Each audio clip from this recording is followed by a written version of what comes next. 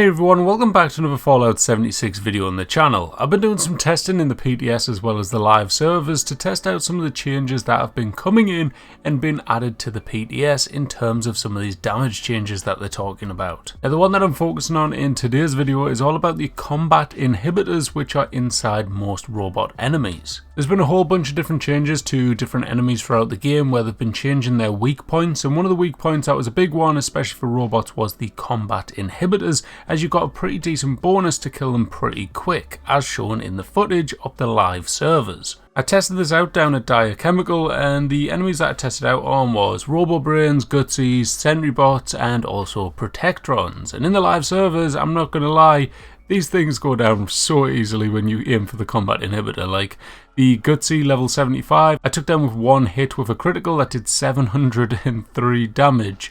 Without criticals, it was like 2 damage each. You can see on the stats on screen, Robo-Brains was a bit more. It didn't really affect them too much, so it was kind of like 10 hits for the first one because I did lose a bit of stealth, and then it was 6 hits.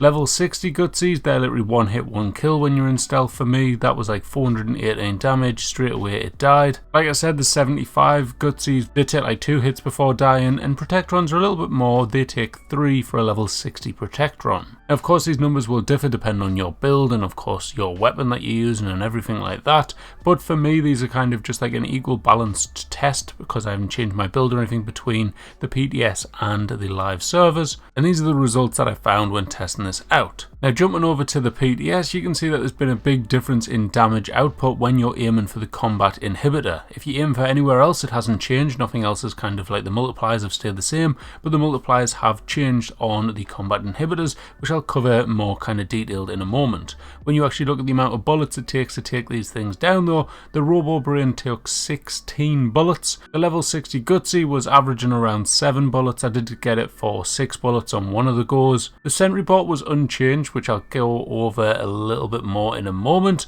The Gutsies though shot up dramatically, where the level 75 Gutsy went from taking 2 hits to kill it to 11, 10 and 9. So a pretty decent jump on them ones. The level 60 Protectron though, when aiming for this, it was completely pointless because I lost my stealth when I was fighting this thing and it took 28 bullets to take this thing down, which is just ridiculous. If you aim for the torso, it just takes down really pretty much immediately. However, when I was aiming for that and I lost stealth, it was just doing nothing. So definitely don't aim for the combat inhibitor after the update that comes out in December. Now the actual multiplier changes, thanks to Scratchy over in the data mining Discord, are as followed. The Gutsy has gone from a ×2 multiplier to a 0.5 when you're aiming for the combat inhibitor, same as all the rest of them that follow. The Protectron's gone from 1 to 0.25.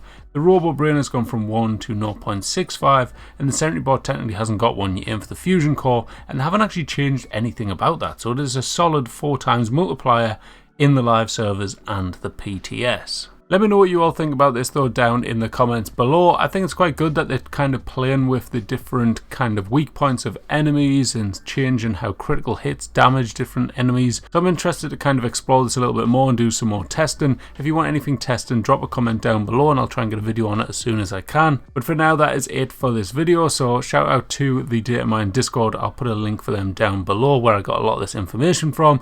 Of course, the other bits I got myself from testing it out in game, but the spreadsheet stats and stuff was all from them, so shout out to them. Also, if there's anything you think I can improve in these tests, please let me know. I'm kind of testing out something new because I just want to try out some new videos on the channel, so yeah, let me know how it all went and if there's anything I can change. But for now, that's it, so I'll catch you in the next one. Bye bye.